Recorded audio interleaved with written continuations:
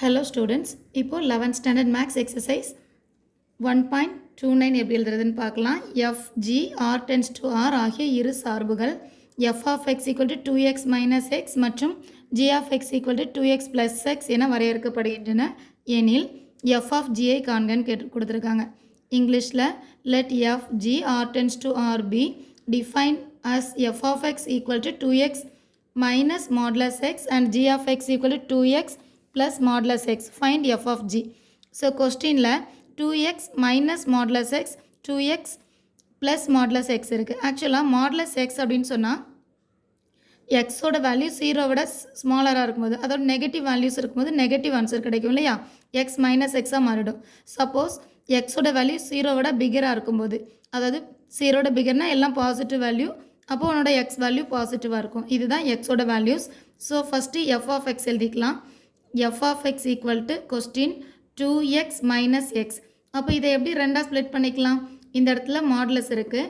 So modulus இருக்கிறதுனால இதை 2x minus first x value இதே லெஸ் தென் 0ன்னு எடுக்கும்போது இந்த மாடுலஸ் எக்ஸில் மைனஸ் எக்ஸ் போட்டுக்கலாம்.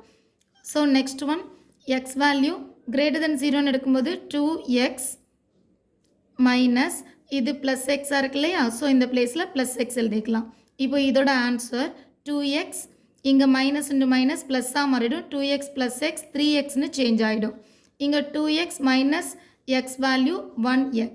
ஸோ இங்கே x less than 0, x greater than 0. Same value g of எக்ஸோட வேல்யூ எழுதிக்கலாம். g of x equal to 2x plus modulus x. So first இந்த ஃபங்க்ஷன் எழுதும்போது எக்ஸ் வேல்யூ லெஸ் தென் 0ன்னு சொன்னால் இங்கே 2x இந்த பிளேஸில் ப்ளஸ் இருக்குது, எக்ஸ் வேல்யூ இது லெஸ் தெனாக இருக்கிறதுனால மைனஸ் எக்ஸ் எழுதணும். Again 2x plus x. இப்போது எக்ஸ் வேல்யூ எக்ஸை விட 0 விட பிகராக இருக்கும்போது ஃபஸ்ட் ஒன்னில் சப்ராக்ட் பண்ணும்போது 2x மைனஸ் எக்ஸ் வேல்யூ எக்ஸ்னு சேஞ்ச் ஆகிடும். இங்கே 2x ப்ளஸ் எக்ஸ் வேல்யூ 3xன்னு சேஞ்ச் ஆகிடும். X less than 0, x greater than 0. இப்போ இந்த ஃபங்க்ஷன் யூஸ் பண்ணி அவங்க கேட்டிருக்கக்கூடிய f of g value frame பண்ணிக்கலாம். f of g value equal to f of g of x equal to f of g of x. So இந்த மாதிரி உனக்கு function கிடைக்கும். ஃபஸ்ட்டு இதில் x வேல்யூ லெஸ் தென் 0 நான் செலக்ட் பண்ணிக்கிறேன். Less than 0ன்னு சொல்லும்போது நம்ம இந்த ஃபஸ்ட்டு ஃபங்க்ஷன் தான் நம்ம செலக்ட் பண்ணிக்கலாம் ரெண்டுலேயுமே இல்லையா. ஸோ இது f of g of x equal to f of g of x பிளேஸில் லெஸ் தென் 0வோட வேல்யூ x. ஸோ டைரெக்டாக x மட்டும் காப்பி பண்ணிக்கலாம்.